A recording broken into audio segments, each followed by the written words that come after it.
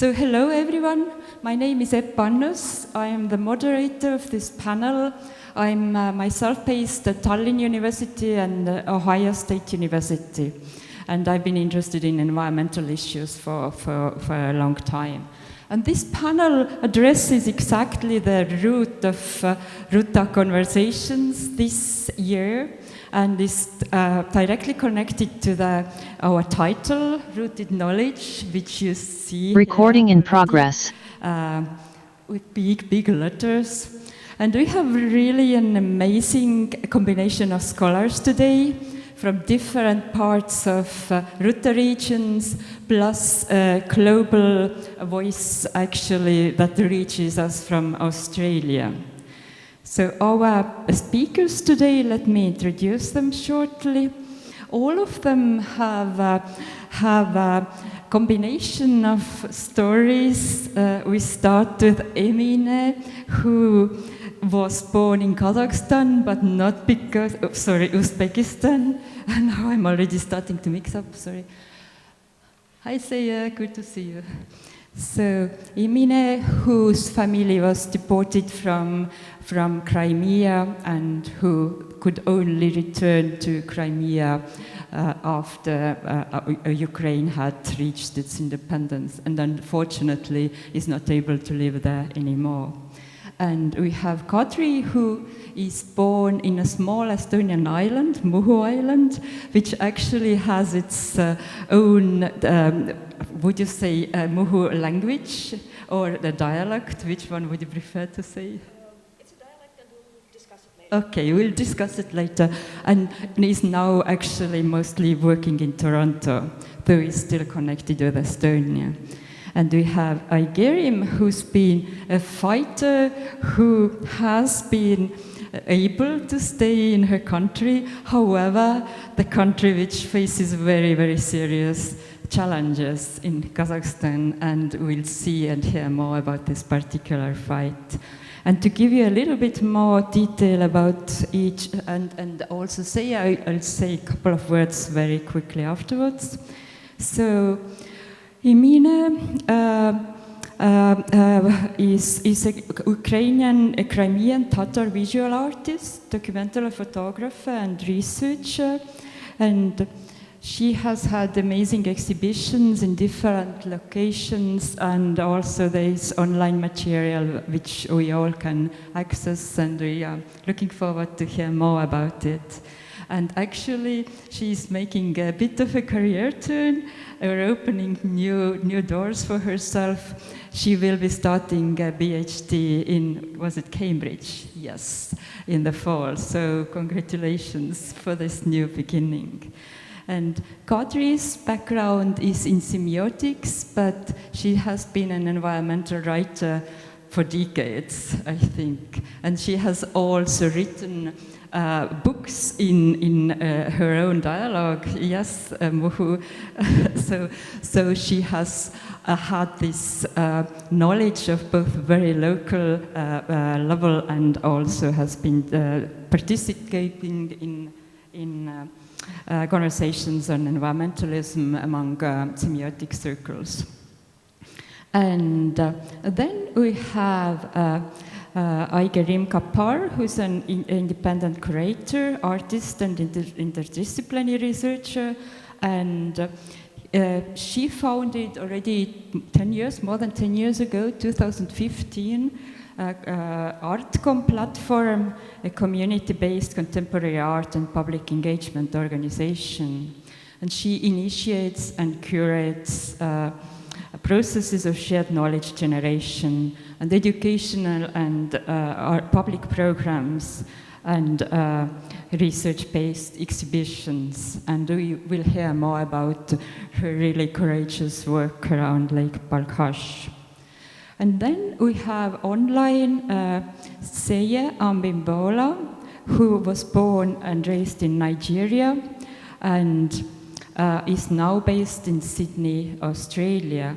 And his knowledge is based on mostly focused on health practices, health systems and knowledge practices, and epistemic injustice in global health. And he's been interested in studying how change entrenched knowledge practices and how to reform the dignity of marginalized people everywhere.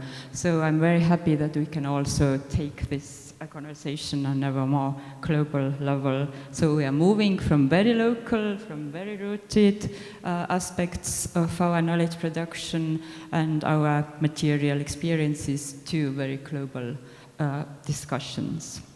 And just to remind you a couple of questions we want to address here today.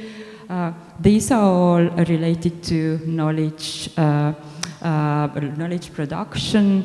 Some of these we are interested in what cannot be seen from a distance and how scholarship and artistic practice change when they remain accountable and landscapes and they remain accountable to communities and landscapes around them. And at the same time, we also ask about the role and impact of global knowledge production, imperial epistemologies, and local practices of care. And so we start now with our first presentation. We have a few slides here, and Emine, the floor is yours. 7 minutes, right? Yes. Thank you so much for introduction, and good morning, everyone. I'm so happy to be here and sharing my story and my research and my artistic practice, actually. So as it was mentioned, I'm sharing the project which is pretty much combines my academic research and my artistic practice and all of it around my family.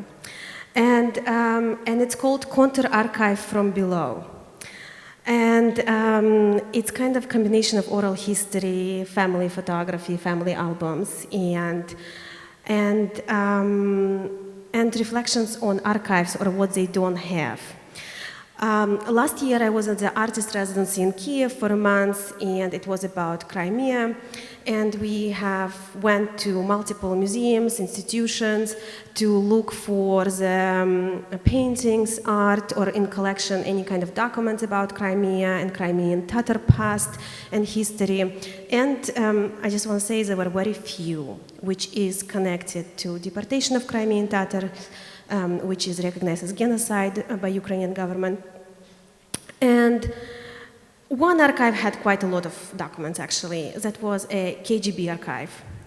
And on the repressions of 20s and repression of 30s. And starting writing about counter-archive from academic perspective, I started reflecting quite a lot.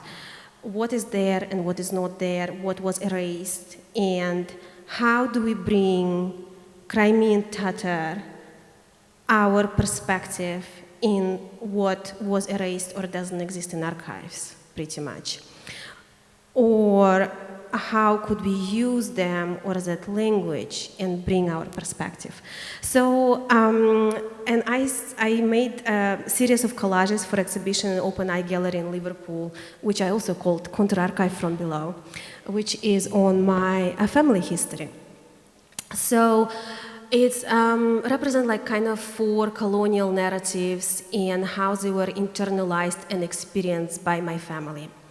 So the first folder, which is you see behind, this is my great-grandmother. And I interview her daughter, my grandmother, multiple occasions.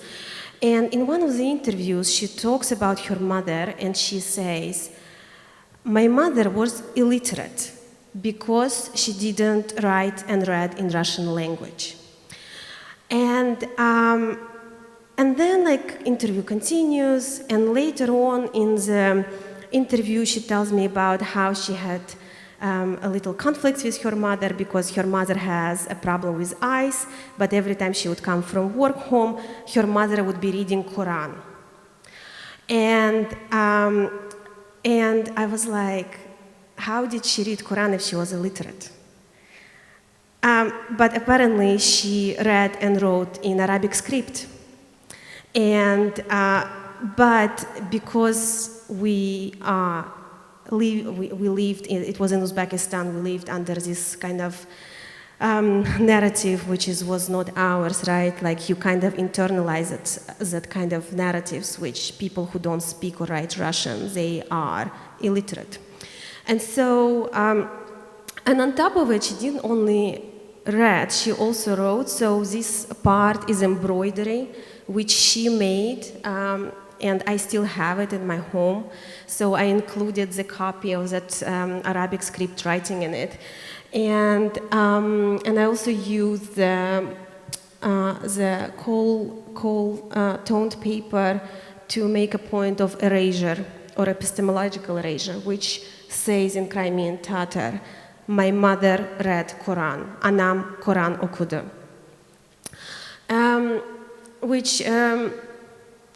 and that's pretty much also reflect quite a lot on the interrupted knowledge production of Crimean Tatar intellectual tradition.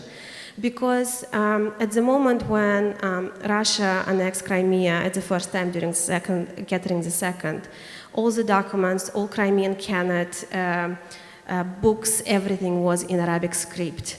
And then later on, it was changed to Latin, then it was changed to Cyrillic, and on top of it, there is quite a lot of, with deportation, with Russification during Soviet times, pretty much a lot of people also lost the language, or there were no need to produce academic or like any kind of, I mean, people were surviving pretty much.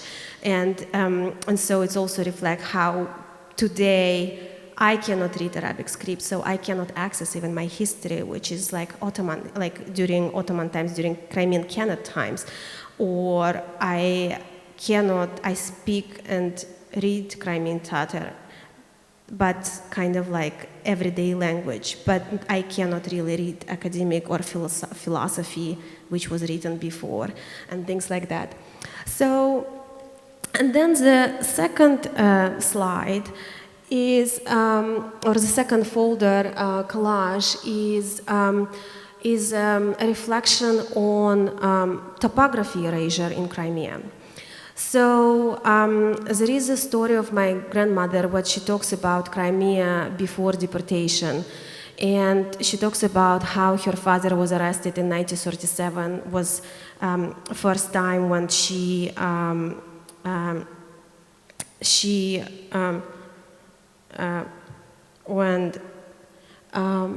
and she talks about Eskiburnak, which is a village, it's Crimean Tatar name of it. And after deportation in 1945, last villages and cities and towns in Crimea were renamed, and it became Seleznyovka, which you hear that is very Russian and stuff. And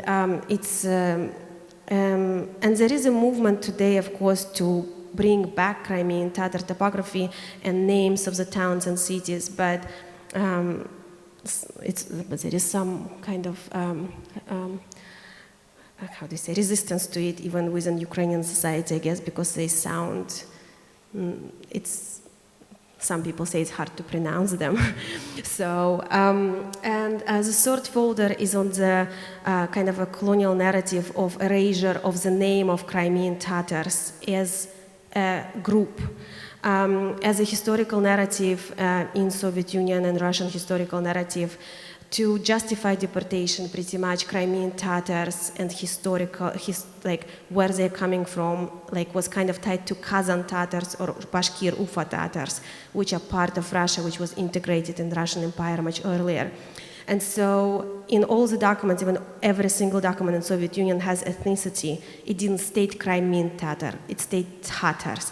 So I have the birth certificate which says Tatar, and born in Crimea, but also there is a little dialogue between my dad and my grandmother when, as a child, he asked her, "Mom, who we are?" And she said, "You're Bakhtiyar, you're my son, and I'm Ayriye, your mother." But he was asking, "But who we are?" Like our neighbors is Uzbek, and this is Turk Meskhetian. And she replied to him, "We are Crimean Tatars, the ones who were thrown out of Crimea, expelled from Crimea." And the name Kremli, which is more of our name, how we called ourselves. And the last folder was on the kind of entitlement and a narrative of changing even personal names. And it's about the story about, I was looking through the photographs my mom brought of our relatives, and in one of them it says, Dядя Сережа. And I was like, Mom, you brought someone else's photographs. That is clearly not our relative, it's Serежа. She said, no, that is my uncle, Seye Jamil. And I was like, what is the common between Seye Jamil and Serежa? And she's like, letter S. But that is also about how, after deportation, in the vulnerability, when you were in vulnerable position and you were discriminated against. My other grandmother with her brother, Seye Jamil, they were in the orphanage, so they were given Russified names, Galia and Serежа, and my grandmother was Guljian. And they kept using it to make kind of trying to get jobs and try to pretend it's social mimicry to sound more as a more entitled people to get around, because they didn't have parents and they were quite that was quite problematic. So I also have all the names starting with myself and all my relatives and how they sound in Crimean Tatar. With the last one is Ziyatdin, is my great grandfather. And here I'm going to stop, and I think I did 10 minutes instead of 7. So thank you. Thank you, and we now pass it over to Kadri. All right, hello. It's a really great honor to be here. Feeling quite thrilled. I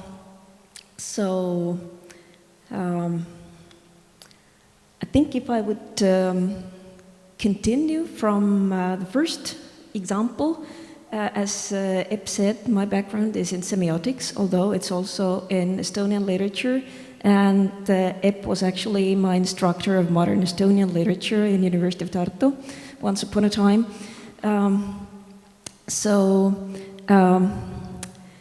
In semiotics, one term that occurred to me already during the first panel of today is semiocide, kind of killing away or erasing meaningful, everything that makes a meaning to a certain group or a certain species. For example, if we speak about other species as well. So here, I think this Serежa example is quite a good example of semiocide, killing away something that would be semiotically significant and not compatible to the main discourse. But I think the main point that I would like to make here, I don't have slides, but I have a handout over there, which I think we will be passing around later. What I would like to say is pretty much shortly the importance of knowing places, knowledge about places. There is a calendar about sacred natural places in Estonia, a selection of them, just 12 of them.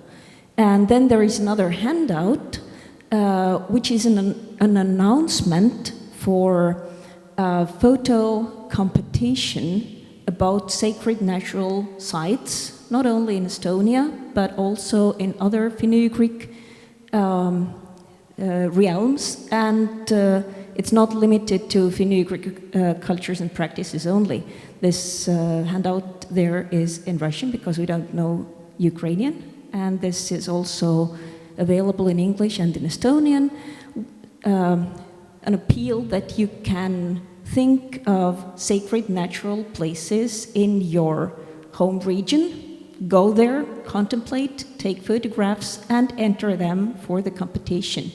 So you're very, very welcome to do that. And I will just briefly say about this idea of significant places. Again, in this first panel of today, there was a very nice distinction made between controlling land or some area and inhabiting it or calling it home. So there is a very huge conceptual difference between controlling and inhabiting. And even when a region is controlled by some outside forces, it doesn't mean that people would discontinue living there and making it theirs through their everyday lived practices. I would like to differentiate between three basic levels of relating to a place. First is personal.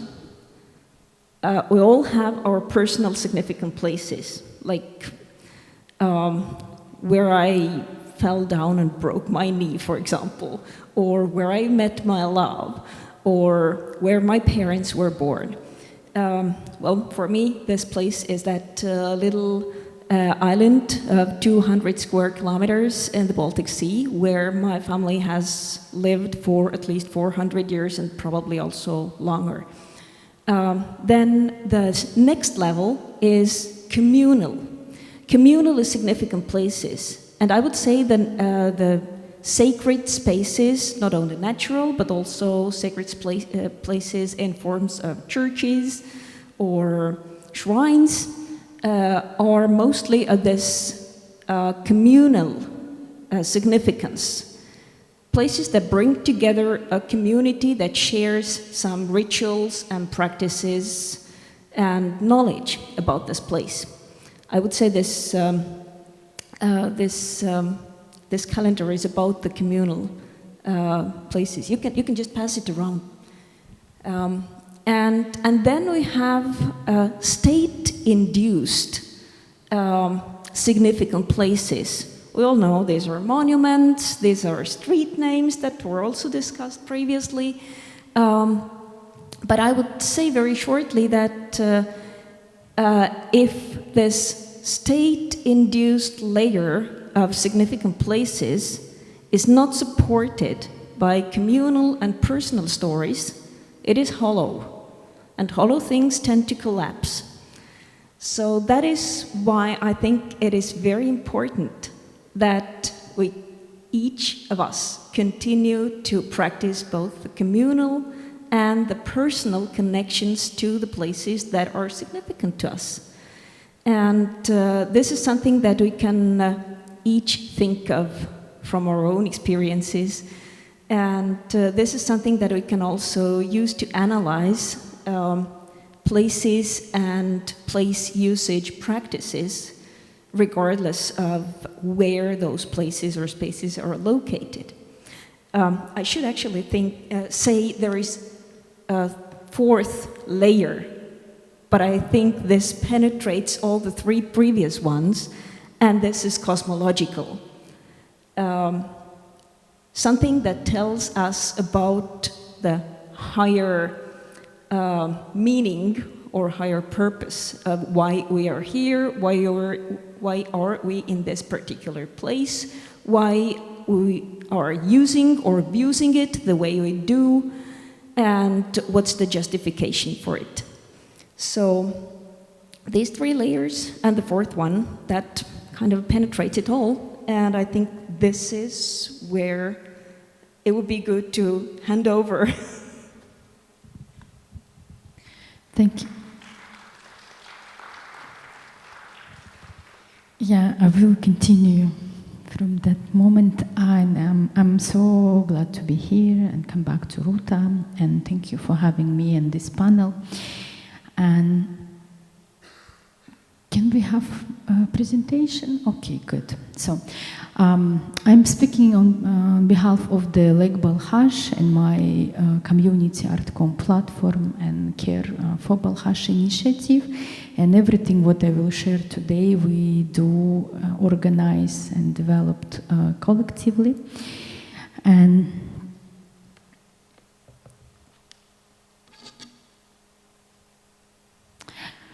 if someone of you remember last year's presentation, yeah, I was talking about the Care for Balkhash initiative itself, and today I would be more focused on our artistic and conceptual work and this infrastructure of care and hydrosocial memory that we're practicing.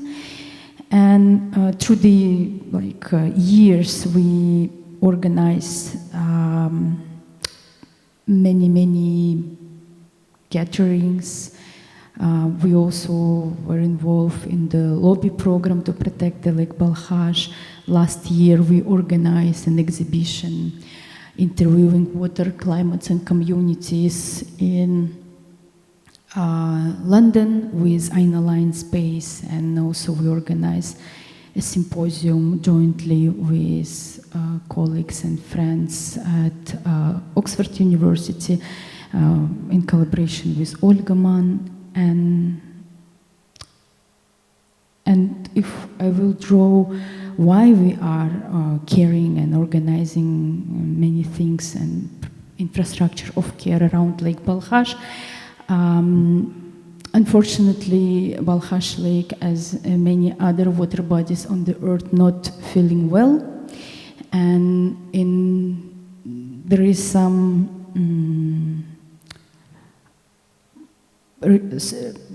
reports, that would tell us that in 10-15 years, the Lake Balkhash could repeat the fate of Aral Sea. And there is many problematics, and one of them, the main one, is rapidly changing climate and these transboundary issues of Lake Balkhash and shared basin between China and Kazakhstan through the Ile River.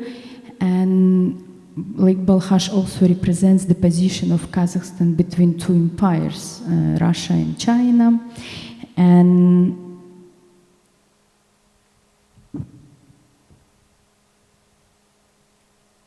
And we arrived to Lake Balkhash through our practices of care and remembering of victims of political repressions. On the shore of Lake Balkhash, you would find former Gulag sites, camps. We have also active military base of Russia, Sarashagan polygon, that's still active today on the shore of the lake. We would find also people who were deported to Kazakhstan, and war prisoners, and Kazakh genocide. Ashashuluk was also massive and on the shores of the lake. And through all of these traumatic memories, as a decolonial generation, we decided to care for the lake, and as an artist to do an experiment, what artists can do on this burning planet. And through the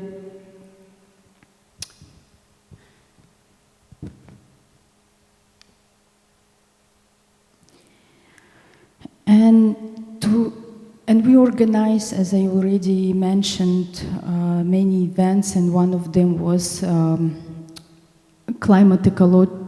Water Climate Forum. And one of the impacts of the forum, by the end of the year, we are expecting a master plan that would provide an ideas how to protect the lake. And we engage our state, especially Ministry of Water Resources and Ministry of Ecology, and also several stakeholders, business bodies, and there is the investment to research, and the lake is about 6.5 million euros.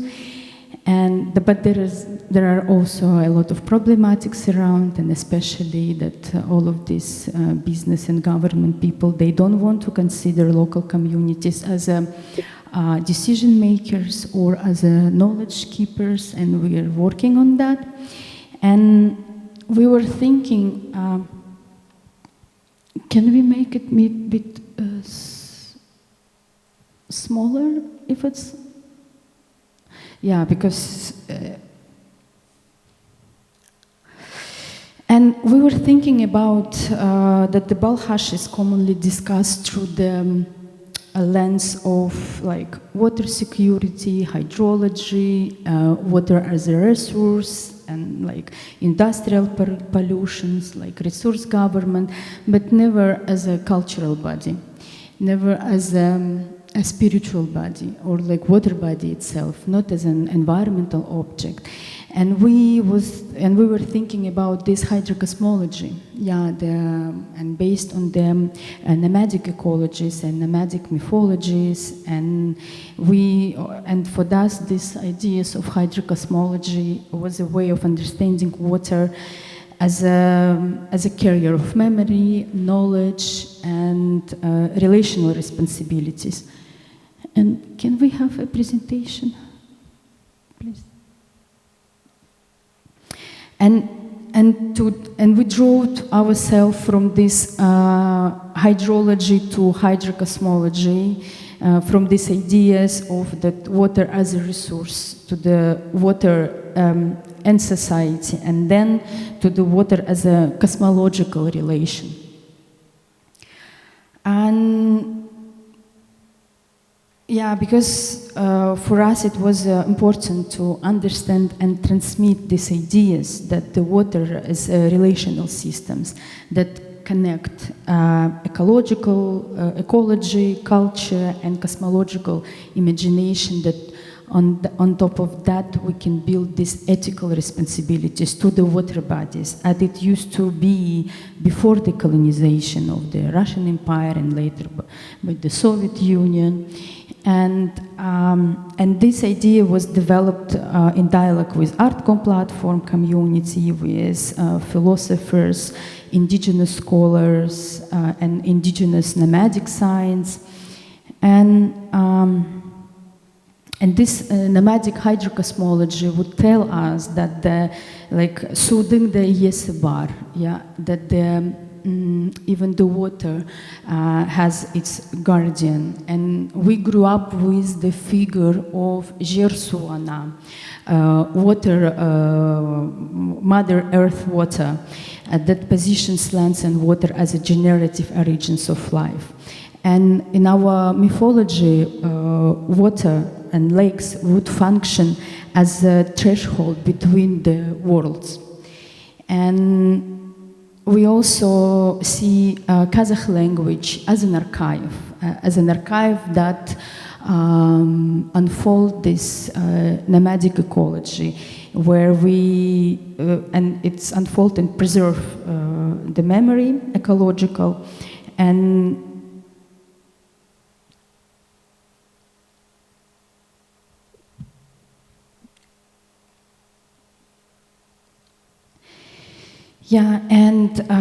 as a scholar, Serk Poikondebai reconstructed the Proto-Kazakh mythology through language itself. Okay, I'm coming to this. And we worked a lot with this idea of perception. Watery perception, and especially we are interested about the term, an idea and concept of kungel, which could be translated as a feeling and consciousness, and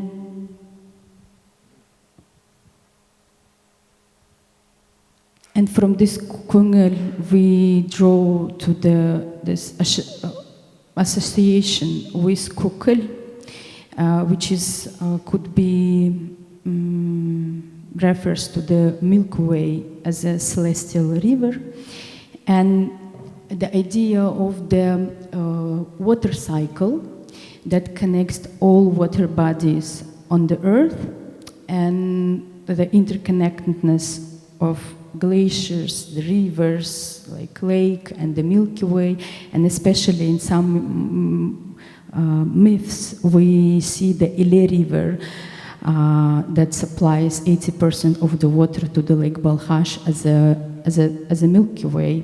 And Kazakh proverbs would say that Suding жолын кеспе, and that could be translated as do not obstruct the path of the water.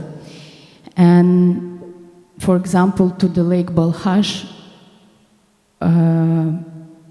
sky rivers will bring water from the Atlantic Ocean.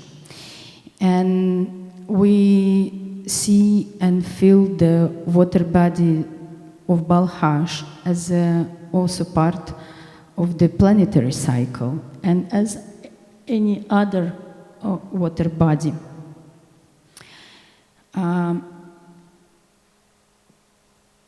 And we consider water as a living body, and especially in Kazakh hydrographic terms, the parts of the river would be directly from human autonomy, and rivers has a leg, arms, head,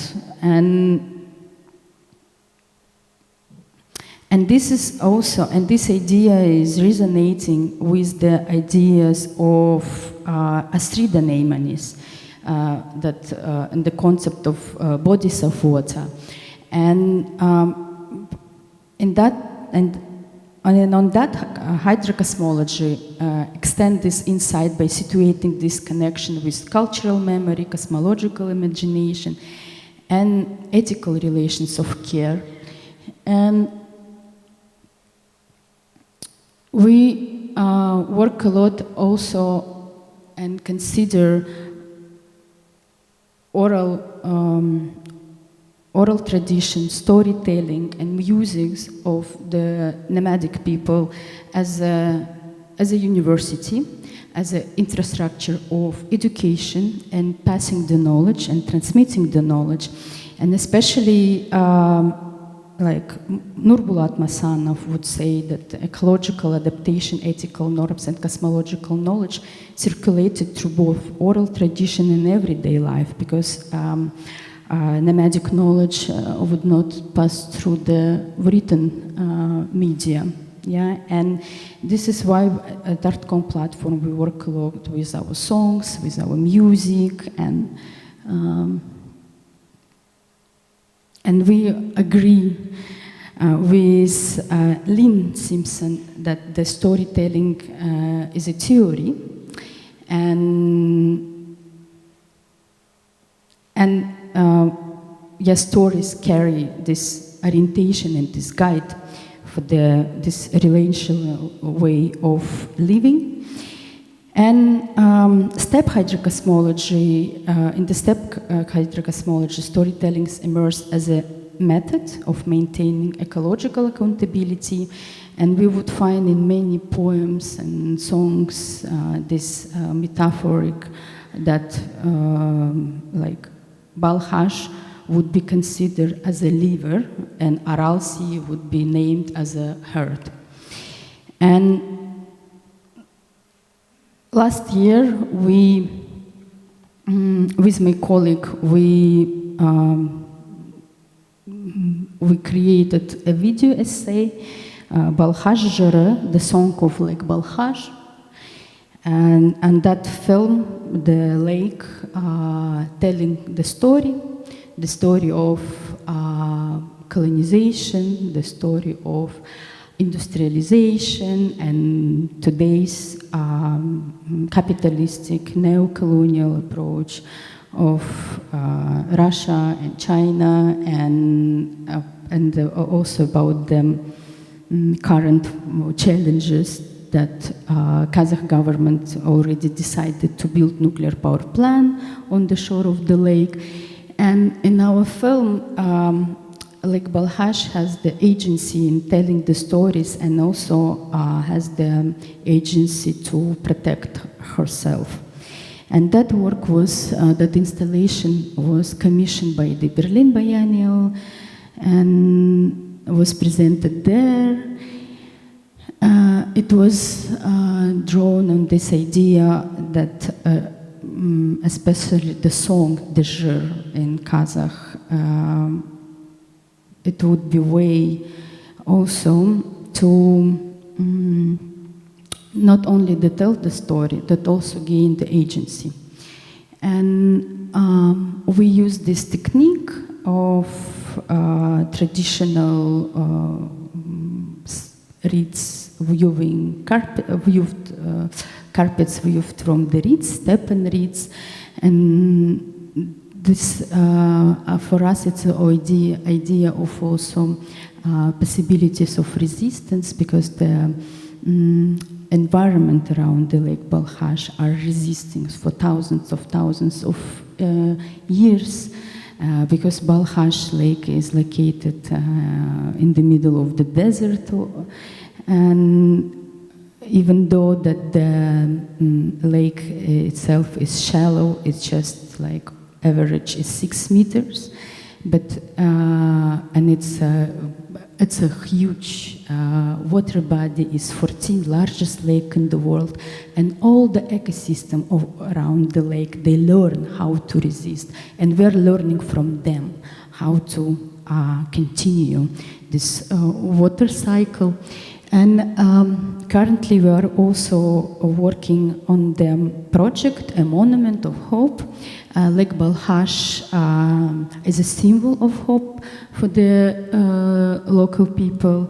It's also a monument of hope for us, especially if we would refer to the time of the Ashashilok,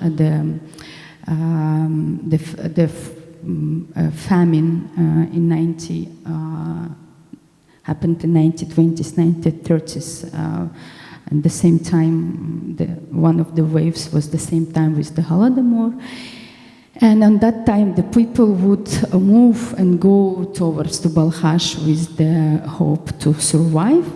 And today, we building this monument and building this, monument of hope. And we are creating this carpet, embroidered carpet that also refers to the model, to the idea and the form of the modeling of the world. So that carpet used to be placed inside of the yurt, and we would, when we would, in our childhood, we would see this carpets as like parallel worlds where we can travel, and this is the two skis, and in the center, this traditional structure would called a lake, and next structures around would called as a rivers, and we created our own patterns based on the stories around the lake.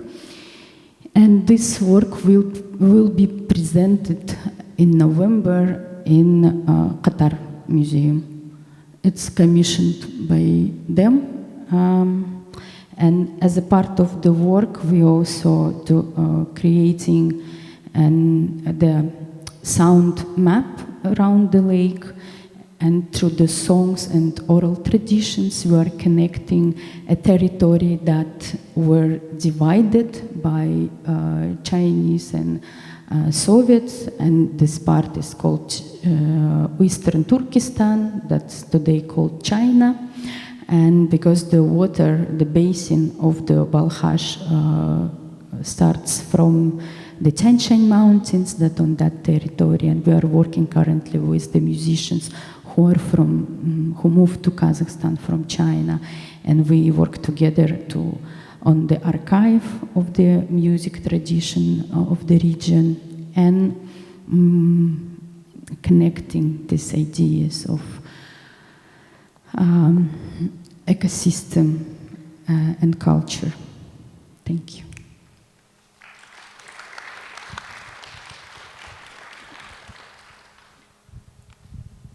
Thank you, and we will now move online. And Seye, the floor is yours for your short presentation. Hello, good evening from Sydney, Australia. And can you hear me? Yes. Excellent. When we start a session in Australia, we often begin by something we call acknowledgement of country. And I will do that now. And I will start by saying that I'm speaking from the lands of the Gadigal people of the Eora Nation, and to pay my respects to their elders, past and present, and recognize their long-standing tradition of knowledge making, sharing, and use in this place. And I begin that way, and I suspect the reason why we do that in Australia is to acknowledge, and I hope for many people in a heavy way, what colonization set out to erase, which is the identities of people, the cultures of people, the names that people give to places, and the ways of being and of living and of making knowledge that are indigenous and traditional and local to a particular place. I was born and raised in Nigeria, which is also a country that suffered similar but not quite as bad colonial invasion by the British as Australia did. And I currently work in a field called global health or international health and development. And so in a sense, I'm from a different place, both in terms of discipline and in terms of geography from where you are as an audience, but also as my fellow panelists. So I'm grateful to have been included in this discussion. And what I think I will do is reflect on some of the resonances between what you've been saying and what my experiences and thoughts have been in the field in which I work, but also in the place in which I live. So my field, which is called global health, is a field that sets out in many ways to reduce or eliminate inequities in health, both within countries, but also between countries. Now, in many ways, whatever name we want to call that quest began as part of colonization. In other words, one of the things that was necessary for colonization to happen, in fact, was to ensure that the people who were doing the invasion could live and survive in the places where they were invading. In other words, they needed both missionaries, they needed both military medicine and tropical medicine to ensure that the colonial agenda was successful. But also, having been successful early, they needed missionary medicine and tropical medicine to make sure that the labor force in the places that had been invaded could be alive enough to produce and ensure that colonization was also economically successful. So in a sense, the incursion of powerful Western, in this case, actors into other places in the name of health and involving health is long, and it continues its many legacies in the field in which I currently work, which is called global health. So in a sense, it's a field in which a powerful actor, whether individuals, institutions, countries, seek to act on behalf of a less powerful actor, say individuals, countries, institutions, in order to protect health, preserve health, or restore health. And one of the things that then come with that, as with colonization, is also the erasure of the knowledge of the other actor. Or what may say, the substitution of the agency of the other actor with the agency of the more powerful actor in that relationship. So someone from the United States, which is more common than any other country, goes into another country and seeks to do health work. One of the things that come with that is both the power to do as one pleases in such a place, but also the ignorance that come with being distant from the location of action, as it were. And there are these several mechanisms, processes by which the knowledge and the agency of the other actor is erased or swapped with that of the powerful actor in that relationship. And there have been sort of several efforts to categorize things earlier, and I'm loath to add more, but I will add one more way of sort of thinking about how one categorizes these things. In part because when we set out to do this kind of work, there's a tendency to not recognize the contextual knowledge of the people in that place. And when I say contextual knowledge, I mean the knowledge that they have of their life and being and the environment and the role that those knowledges play in their health and well-being. So there's often a tendency to ignore that, erase that, destroy that, or appropriate it, as the case may be. But I'm often keen to point at other kinds of knowledges that also get erased and ignored in this way. The first of the other two is what I call scientific knowledge. And I like to separate that from contextual knowledge, in that you get to a place, people have been surviving there for centuries. They know a thing or two about what it takes to survive. In other words, they've arrived at knowledges through what would be recognizable as a scientific process, even if they've not written academic papers and analyses and published. Right? In other words, they've tried things out, they've worked out what is not working, they've worked out what works over time, so that they know, for example, if something restores health, if something destroys health, etc. That kind of knowledge also gets ignored and displaced and dismissed, and sometimes again appropriated. The second, well, which means the third kind of knowledge that I'm often thinking about, is the political one, which again is you get to a place, people there very often understand the structural determination of their disadvantage or ill health. Right? They understand its poverty, they understand what we often in global health call the social determinants of health. They understand that the lack of road or nutrition or water or sanitation are the most important things. But then again, when you look at the ways in which we do what we call global health, we do our best to completely depoliticize health. And we pretend as if that which is most important is the technical little drug, little downstream thing we want to do. And in this way, it's a field, as it comes out clearly in the previous talks, it's a field that then, almost by virtue of it, how it works in the world, perpetuates falsehoods about people and about the things that create and restore health for people. It's also a field that does a lot of putting in place of wrong interventions. That if we would only pay attention to these knowledges, we will do a much better job.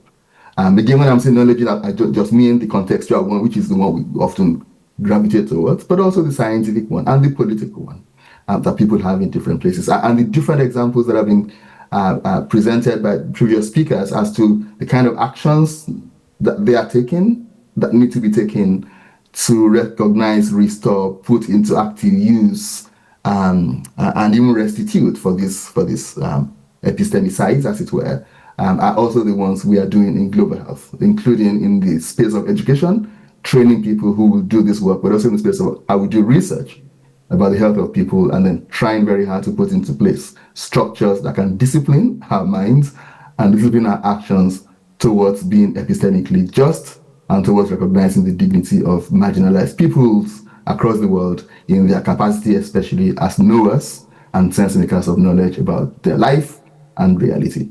Thank you very much.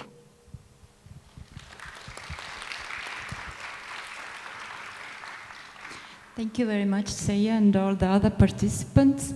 We do have time for discussion. I actually prepared a few other rounds of us going back and forth, but I would propose I will ask my questions, my follow-up questions, and we already will also collect a few from the audience, and then we will do the first round of your responses, and then we'll see how we'll be doing with time, because our lunch break is not very long, so we can't very seriously go into it. I think Seye very nicely brought together some of the themes and questions that were addressed earlier here. The point I think we all wanted to focus and stress is that there are different kinds of knowledges, and that something gets lost if we do not take into account the very basic, very local, sensory, material, experimental, or traditional, or continuous, or maybe disrupted knowledge. But we should really understand knowledge production as intertwined across different layers. And then, of course, we all have experienced in Ruta regions and globally how imperial epistemologies override, silence, erase local knowledges. And our effort here is to make sure this local knowledge can be heard and can be part of decision-making, political decision-making, but also part of our academic writing, thinking, and our artistic practice. And we also stress that it's important to listen to environments, like listen to places, listen to lakes, to forests, and include that knowledge that we get from the interaction and from the understanding that our worlds are not only human, but they consist of non-human parts also, and it's important to preserve and sustain them. And so I wanted to ask these questions. First of all, it's very clear to point to imperial epistemologies, imperial violence, wars, etc., as something that erase, destroy, etc. What about our internal enemies? Do we see that there's actually other obstacles that are not necessarily imperial, but that also we need to take into account? And then to continue from here, I think our listeners, our Ruta people, many of us are actually away from the places that we research. And it is a struggle to come. It is maybe temporary. It is maybe absolutely impossible. Maybe this knowledge is basically gone, and we still kind of long and try to reach it, as in Emine's case. What would you recommend? What can you do while being, I don't know, in Toronto, in the US, in Germany, in all over the world? How to actually sustain connection, and how also to sustain responsibility to local communities, to local environments, so that our work actually talks not only to global audiences, but also to very, very local audiences. So these are my big questions I would like you all to address, but let me also already ask if few of you would already like to throw in some questions that yes, and do we have a handout here? And if there's a follow-up, please already indicate so we know where to, anyone else wants to ask at that point. Hello. Thank you very much for your very interesting presentations. I had a question for the first panelist. In terms of the Arabic language, it was very interesting. I have a very practical question. So, was your grandmother, I would assume she never used Arabic language in her daily life. It was mainly to read the Quran. And I was wondering who taught her Arabic language and who taught Crimean Tatars Arabic? Like, was it Islamic schools? Did they pray 5 times a day? Like, what kind of practices were allowed at that time? And in terms of language, I was just wondering, how did they learn Arabic? Thank you. And would anyone else like to join in with a question at that point? Or shall we do the first round first? I'm nearby, so I'll just grab the mic.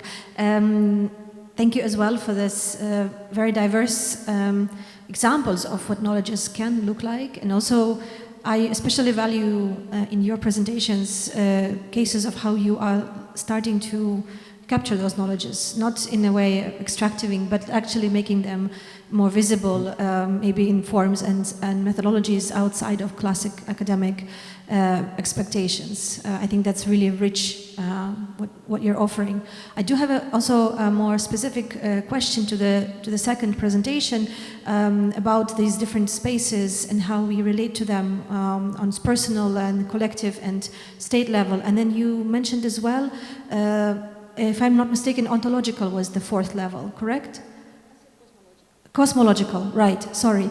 I was very curious about that, and then in a way we had this water cosmology in the presentation about the lake, but I was wondering if you could give some examples from your work of what you could consider, or what maybe the communities consider that kind of a space that has that level of meaning and that level of knowledge. Thank you.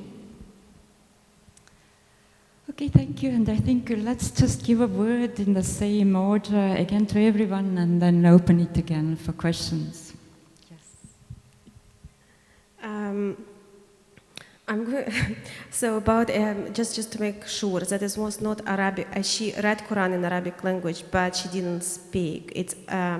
She wrote in Arabic script because Crimean Tatar language was in Arabic script.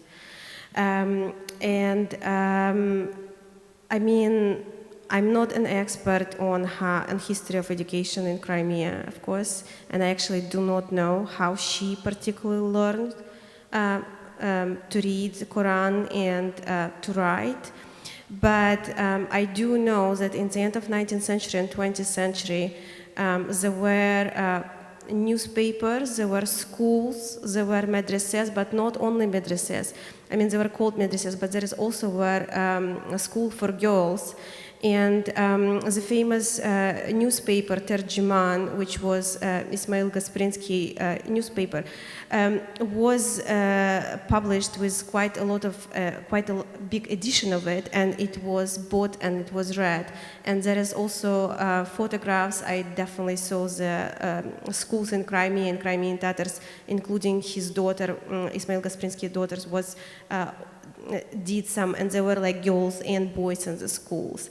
The Crimean Tatar intellectual tradition was quite developed, and we have philosophical literature, things from that time, but I think with the erasure and narration from empirical point of view, we ourselves stop knowing it, and we, especially when we talk non-Crimean Tatar people, kind of adopted and internalized quite a lot of stereotypes about Crimean Tatar or any kind of indigenous native people being backward, non-educated.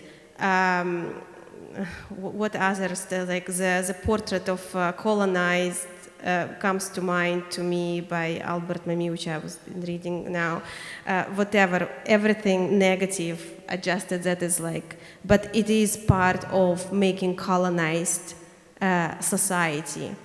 And I am, generally speaking, the population was quite well read because I did oral history before the project, which was on decollectivization process and Crimean Tatars' role in it in Crimea in 2008. And all of them were mentioning their parents reading and writing in Crimean Tatar. It's mostly about fathers, but I'm sure that my family was not coming from they were not living in the big hub in the city. They were living in the small village Eski Burnak, and my great-grandmother is from the village Buyuk As. So it means that they were able to do it. And I have also in the family archive with our relatives quite a lot of photographs, which are, not quite a lot, but some of the photographs which has writing on them in also Arabic script on the backs of them. And I have photographs from later time, which is end of sorties in Crimea, and there is a writing on the back which is on well, that is a Soviet time already, but of course in the Cyrillic, but in Crimean Tatar. So that's, I'm going to finish here because I'm already talking probably for 5 minutes. All right, thanks. I think I'll start responding to the particular question and then try to go to this more abstract one. The question about how the cosmological dimension is manifest in all those different layers of personal, communal, and state. I would bring an example from this very same calendar of Estonian sacred natural places. The one on the front cover is actually a linden grove that grows on a small remote islet that historically had just one farm.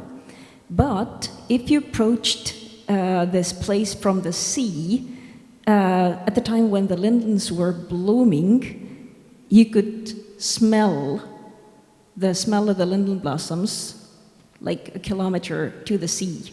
Well, you still can. So this personal dimension is kind of the personal attachment, personal memories, spiritual memories that would answer the question, why am I here? Why am I here at this place, at that moment? This is because this is somehow spiritually significant for me. Then the second, the communal aspect, actually also relates to environmental health, because many of those sacred natural places have been believed to have some sort of healing properties. You were able to leave your sorrows there, you're able to leave your rash there, or something like that. There's this kind of vernacular beliefs and rituals come together, go hand in hand, and so this is an important place for community to come together for certain reasons. And then as to the communal, the state level, quite recently, during the 21st century, the idea of sacred natural places has been propagated in international and state laws. We have the UNESCO heritage sites and legislation connected with it. In Estonian laws of heritage protection, the concept of sacred natural site was introduced 20 years ago, and it's now there. It is something that can be protected by the state law. And this also answers the question why we are here, why we as a state, nation, community, why do we think this land is important for us? It is not only because we control it or we can extract resources like the colonial idea would be, but this is because we have some spiritual connection and a meaning, an immaterial meaning that connects us to this place. And then to speak of the invisible inner enemy that Epp brought up, I would say cultural appropriation is probably one. And there is a huge book written about that that I just recently read, Canadian Place Names and How to Change Them, which discusses the indigenous, among other things, the practices of naming places in what we presently know as Canada. And how many of those names have actually been borrowed from indigenous languages, of which there are more than 70, and how they have been kind of used for purposes other than making a spiritual connection to the place. For example, the name Canada itself actually just means a village, somewhere, an unspecified village. And the cover image is where I want to hand over. is what has turned a map of land and water to contrast. This orange thing here is waterways, and the background is land, because actually many indigenous cosmologies take water as their starting point, and land is just a secondary thing that happens to be there. I don't know if you agree.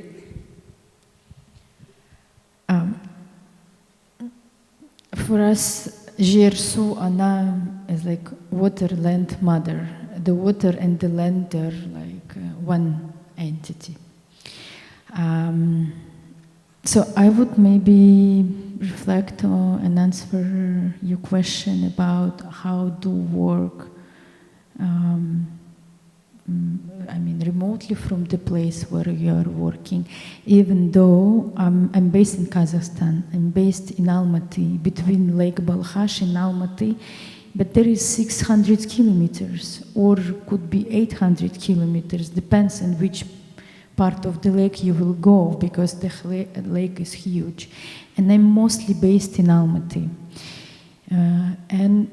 And all of us in our collective, and we would go to Balkhash like sometimes once a week, sometimes once a month, sometimes once in 2 months, and how do we create a space where we can work together with the local communities? It would be a funding. What we do, we find some funding and we bring this money to the lake, to the communities, and we work together. The best way to stay with someone connected is to do something together. Amazing, and let's give a word to Seye now. Thank you. I wanted to reflect on the part to your question, Epp, about the kinds of dominations that are not external. In other words, the kind of oppressions, power dynamics that exist within a space, but not external. But and in answering that, I would like to make this point about colonization. What we call colonization in Africa, Asia, Latin America, which is Western countries coming to dominate. That very often they dominated in collusion and with allies, or with collusion of local elite in the places where they dominated. In other words, there was existing forms of oppression and domination prior to Western colonization, and those forms of domination continue. They are in my native country, Nigeria. They are in many other places. In fact, I often say that if I never left Nigeria, which is going to the second part of your question, if I never left Nigeria, I will be fighting the Nigerian government and the people destroying and stealing and dispossessing Nigerians. So that will be the focus of my scholarship and my attention. And it is, in part, the focus of my scholarship and attention, even though I'm doing that from a distance. But anyway, the point I'm trying to make is that these dynamics exist everywhere, domestically, and they deserve to be fought with as much ferocity as we fight the external ones. The second, and they manifest in very similar ways too, and earlier I used the expression, the swapping of agency, right, or the substitution of agency, that you could reduce the ways in which these power dynamics work domestically and internationally to that phrase, right? That you take the agency of some people, you impose yourself on top of theirs, and then you proceed to do things in their name, but in service of yourself. Now, the second point about distance and connection, which the previous speaker was talking about really, really well in ways that I loved, it is also to think about distance not just in physical terms, but also in social terms. I may be distant from Nigeria in physical terms, but be close to Nigeria in my head and in other socially relevant ways. And I think it's important to those two are not always distinct, but it's useful to find a way to reckon with how one may stay socially deeply connected and even embedded from afar, but also how one may be distant even when local. Right? In other words, again, to the example of the power differentials within a local space, that the powerful actor in that local space can be very distant from the social reality of the not powerful actors within the same local space. And so the way that I approach this is to, in my head at least, try to separate physical distance and proximity from social distance and proximity, and the ways in which power operates within both of them. Thank you. Thank you. And we have a few more minutes for additional questions from the audience. I see a hand raised here in the front.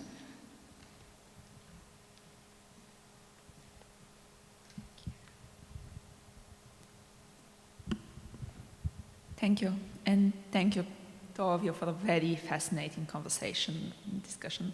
I have another question regarding the narratives about local spaces and the meanings they're imbued with. And I was wondering what you think about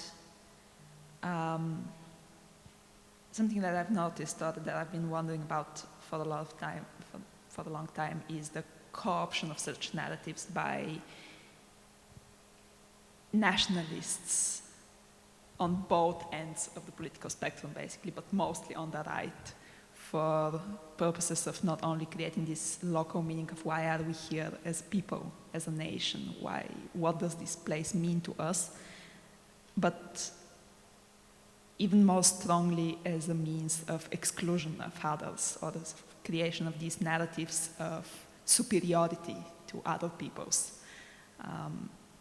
And I have some examples from my native Bulgaria, even of this artificial, or from my perspective, seemingly artificial construction of such narratives about places, which are meant to be mythologized, but they emerge only from those specific goals of creating a nationalistic, adversarial type of story. Thank you. Okay, thank you. And can we have another question somewhere to add, or everyone? Yes, I see a hand there in the middle.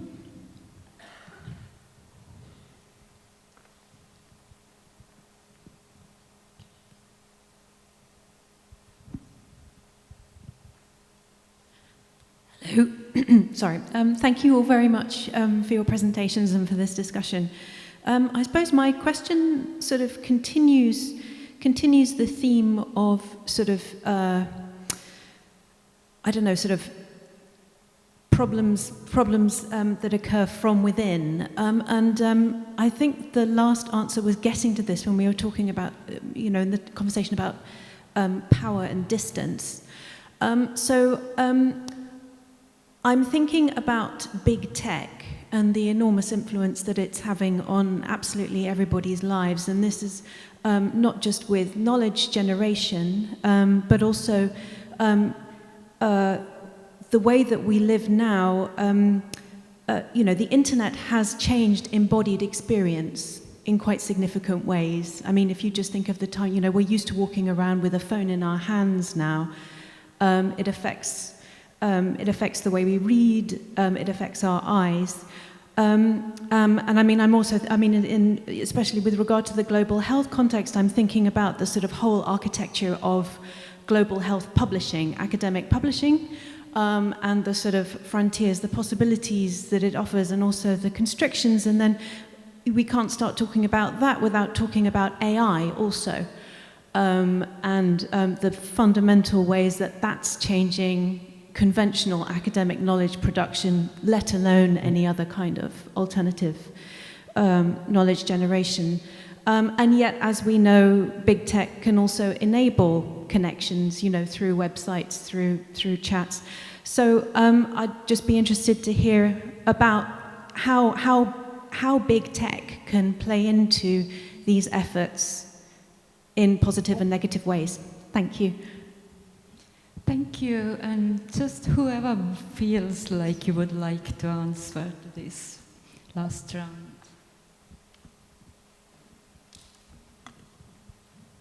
Yeah, well, I think let me start with this question about intercultural appropriation of narratives. This nice book gives a simple answer. It says we have a choice between multivocality and univocality. States tend to cultivate univocality. One interpretation is right. As humanities scholars, we know that multiple interpretations are always possible. And this is what we should be kind of supporting, propagating, cultivating, and it